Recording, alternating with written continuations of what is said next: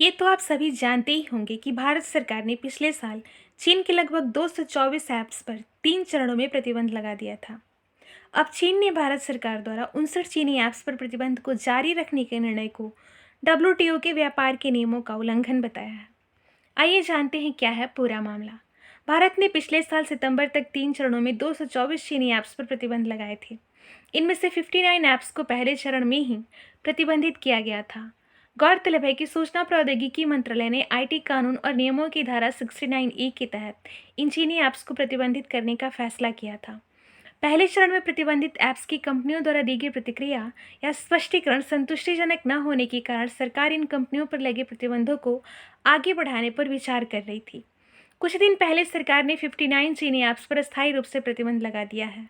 प्रतिबंधित किए गए 59 चीनी ऐप्स में बाइट डांस के टिकटॉक, वाइडू, वीचैट, अलीबाबा का UC browser, shopping app club factory, MI video call और बिग लाइव जैसे मेन ऐप्स शामिल हैं।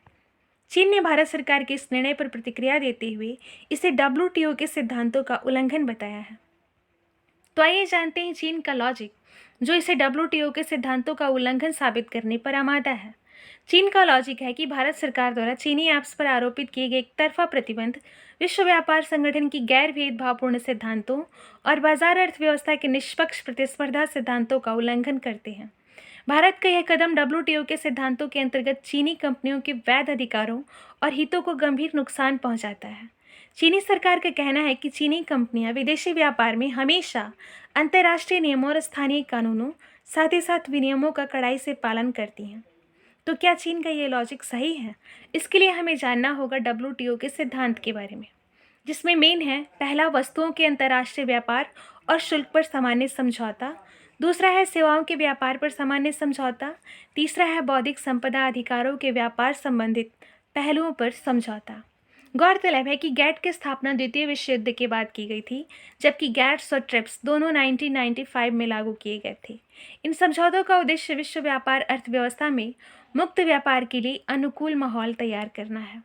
डब्ल्यूटीओ के नियमों के कुछ मेन पॉइंट्स हैं: आयात विरोधी शुल्कों को समाप्त करना, सीमा शुल्क प्रक्रियाओं को आसान करना, संरक्षणवाद को बढ़ावा देने वाले घरेलू कानूनों और करों को हतोत्साहित करना, कोटा और सब्सिडी को कम करना।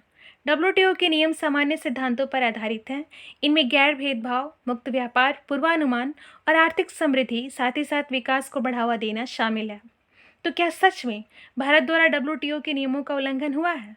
सूचना और प्रौद्योगिकी मंत्रालय के अनुसार आईटी एक्ट की धारा 69A के तहत चीनी मोबाइल ऐप्स पर भारत के करोड़ों मोबाइल और इंटरनेट उपभोक्ताओं के हितों को ध्यान में रखते हुए ये प्रतिबंध लगाए गए हैं। चीन अपनी साइबर सिक्योरिटी को राष्ट्रीय सुरक्षा से जोड़कर देखता है।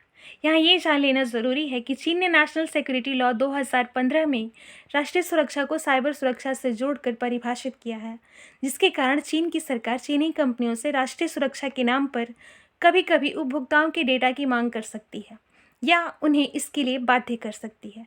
इलेक्ट्रॉनिक और सूचना प्रौद्योगिकी मंत्रालय द्वारा साइबर सुरक्षा से जुड़ी 2018 की एक रिपोर्ट के अनुसार भारत को साइबर सुरक्षा का सबसे ज़्यादा खतरा चीन से है। भारत में 35% साइबर हमले अकेले चीन से किए गए हैं। इसके अलावा कई चीनी ऐप्स का प्रयोग कानूनी व्यवस्था को बिगाड़ने, उद्योगों को प्रभावित करने के लिए किया जा रहा है।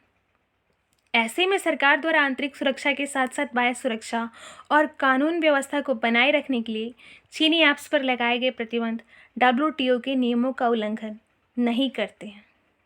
आशा है आपको ये वीडियो अच्छा लगा होगा।